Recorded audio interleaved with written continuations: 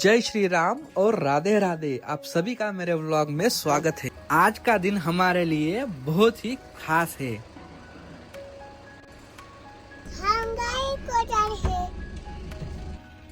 आज हम अपनी फैमिली के साथ माँ सरस्वती के दर्शन करने के लिए बासर जा रहे हैं। सुबह हम अपने घर से निकले, मैं, मेरी बेटी, मेरी सिस्टर और मेरे मम्मी पापा।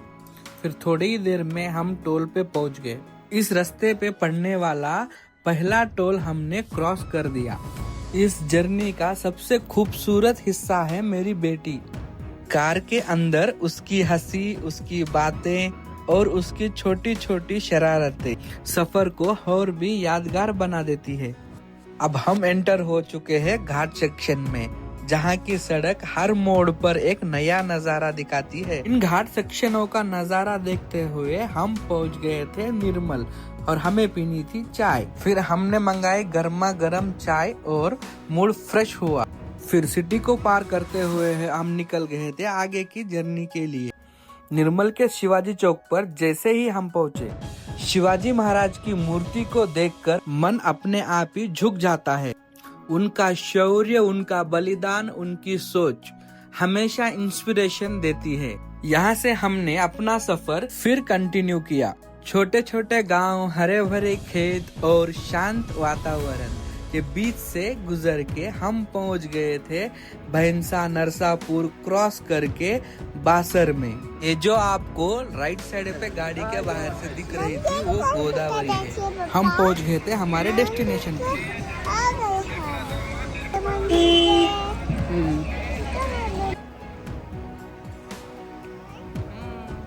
और ये है गोदावरी मैया के घाट का एंट्रेंस पॉइंट। और इस घाट पे गोदावरी मैया की मूर्ति भी लगाई हुई थी। फिर मैं और मेरी बेटी आगे नीचे पानी के पास। फिर हमने कर लिया गंगा जल का छिड़काव।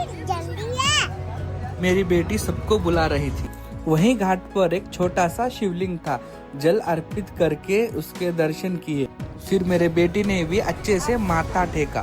फिर हम निकल पड़े थे पार्किंग के तरफ और अपनी गाड़ी निकाली और निकल गए मंदिर के तरफ। ये पवित्र मंदिर है श्री गणा सरस्वती माता टेम्पल बासरा, जो भारत के बहुत ही प्राचीन और महत्वपूर्ण शिक्षा पीठों में एक माना जाता है।